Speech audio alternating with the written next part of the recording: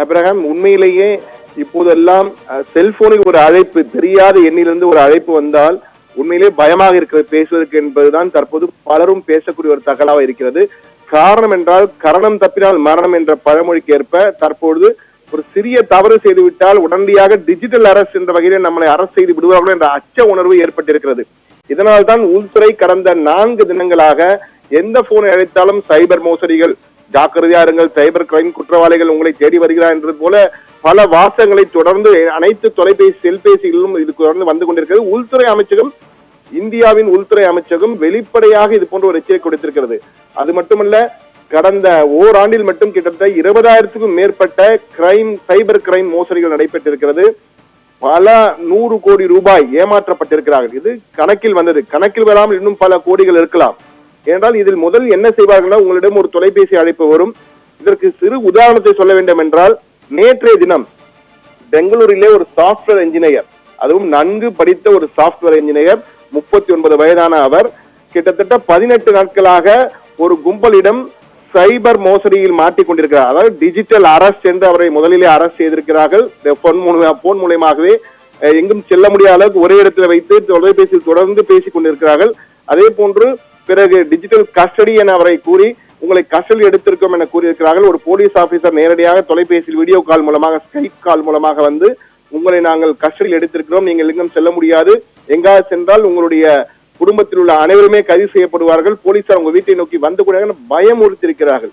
அதற்கு பிறகு திடீரென ஒரு நீதிபதியும் வந்திருக்கிறார். தொலைபேசியில் உள்ள வீடியோ கான்பரன்ஸிலே ஒரு நீதிபதியும் வெளியில் வந்து அவர், நான் இந்த கோர்ட்டின் நீதிபதியா இருக்கிறேன், உங்களுக்கு பெயில் கேட்டிருக்கிறார்கள், தற்போது பெயில் கொடுக்கிறோம் என கூறியிருக்கிறார்கள். இப்படி சொல்லிவிட்டு கிட்டத்தட்ட இந்த 18 நாட்களாக அவரிடம் பேசி 11.8 கோடி ரூபாய், கிட்டத்தட்ட 12 கோடி ரூபாய் அவரிடம் சுருட்டி இருக்கிறார்கள். அந்த அளவுக்கு ஒரு சாப்ட்வேர் இன்ஜினியர், அதுவும் இது போன்று ஏமாற்றப்படுவதற்கான வாய்ப்பு இருக்குன்னு தெரிந்த ஒரு சாப்ட்வேர் இன்ஜினியர் கிட்டத்தட்ட 12 கோடியை இழந்திருக்கிறார். இது போன்று எத்தனையோ பேர், இன்னும் பெயர் சொல்ல முடியாத முகங்களில் பலர் பல கோடிகளை தொடர்ந்து இழந்து கொண்டிருக்கிறார்கள். இது மிகப்பெரிய மோசடியாக தற்போது மாறிக்கொண்டிருக்கிறது. அதாவது இந்திய தொலைத்தொடர்பு ஒழுங்குமுறையான telecom regulatory board of authority of India, அங்கிருந்து நான் பேசுகிறேன் என்ற வகையில் ஒரு தொலைபேசி அழைப்பு வரும். உடனே அதை எடுத்து பார்த்தால் உங்கள் ஆதார் கார்டு இணைக்கப்பட்ட உங்களது சிம் கார்டு சட்டவிரோத விளம்பரங்கள் மற்றும் துன்புறுத்தல் செய்திகளுக்கு பயன்படுத்தப்பட்டிருக்கிறது.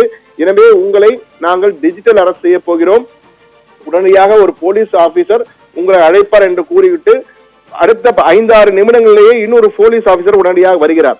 அந்த போலீஸ் ஆபீசர் சாதாரண போலீஸ் ஆபீசர், நல்ல போலீஸ் உடையிலே ஒரு பெரிய அதிகாரியாக, தற்போது நமது தமிழ்நாட்டின் டிஜிபியா இருக்க சங்கர் ஜிவால் புகைப்படங்களை கொண்டெல்லாம் சில இடங்களிலே இது போன்ற சைபர் மோசடியும் நடைபெற்றுக் கொண்டிருக்கிற பல போலீஸ் இன்ஸ்பெக்டர் ரேஞ்சில் இருந்து ஏசி, டிசி என பல கமிஷனர் வரை, டிஜிபி வரை தற்போது அந்த புகைப்படங்களை வைத்து ஏமாற்று வேலை நடந்து கொண்டிருக்கிறது. இதனால் அவர்கள் நம்புவதற்கான வாய்ப்பு இருக்கு. அந்த அளவுக்கு உங்களை பேசுவதிலே மயக்குகிறார்கள்.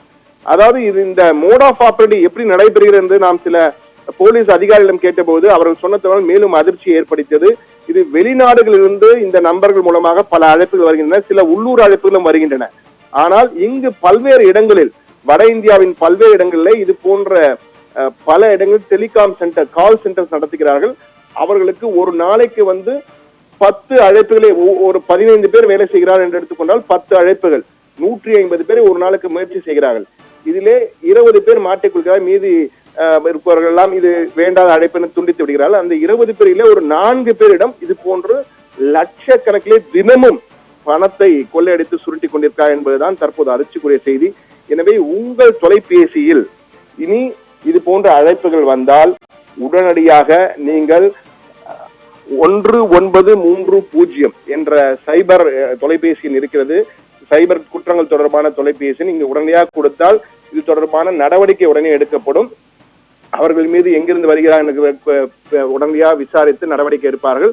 அது மட்டுமல்ல, உடனடியாக நீங்கள் காவல் நிலையத்தை அணுகலாம். அவர்கள் மீது ஏதேனும் தொலைபேசி உங்களை ஏமாற்றுவது போல் இருந்தால் உடனடியாக அந்த குறிப்பிட்ட காவலில் நேரடியாக சென்று பேசலாம். வங்கிகளோ அல்லது அதிகாரிகளோ சிபிஐயிலிருந்து பேசுகிறோம் என்பார்கள், சுங்கத்துறையிலிருந்து பேசுகிறோம் என்பார்கள், அது போன்ற உயர் அதிகாரி, போலீஸ் அதிகாரி என்பார்கள், ராவிலிருந்து பேசுகிறோம் என்பார்கள். சில சமயங்களில் FBI என்று கூட தொலைபேசி அழைப்புகள் வந்திருக்கின்றன. மும்பை, சென்னை, பெங்களூரு என அனைத்து இடங்களிலும் இந்த மோசடி தற்போது பரவலாகி கொண்டிருக்கிறது. பலர் ஏமாற்றப்பட்டுக் கொண்டிருக்கிறார்கள். சிலர் வெளியே வெளிப்படையாக போலீசாரிடம் புகார் கொடுக்கிறார்கள், பலர் வெளியே வந்து புகார் கொடுப்பதில்லை. இதனால் 100 கோடிகள் மோசடி செய்யப்பட்டிருக்கின்றன.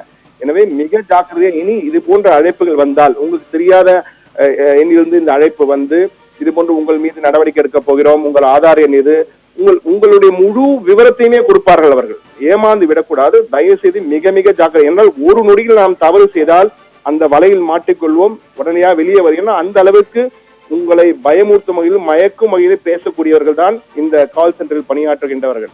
எனவே இவர்களை கைது செய்ய வேண்டும் என்றால் உடனடியாக காவல்துறையை அணுக வேண்டும். 1930 1930 என்ற எண்ணுக்கு உடனடியாக தொடர்பு கொண்டு இது போன்ற ஒரு அழைப்பு வந்திருக்கின்ற அழைப்பு நம்பர் என்ன என்று சொன்னால் உடனடியாக நடவடிக்கை எடுப்பார்கள். அது மட்டுமல்ல, உடனடியாக நீங்கள் நேரடியாக சென்று உங்களுக்கு எதுவும் பிரச்சனை, வங்கி அதிகாரி அழைக்கிறேன் என்றால் அந்த வங்கிக்கே சென்று நேரடியாக அழைக்கலாம். இது வங்கி எண்ணை அழைத்து நீங்கள் பேசலாம்.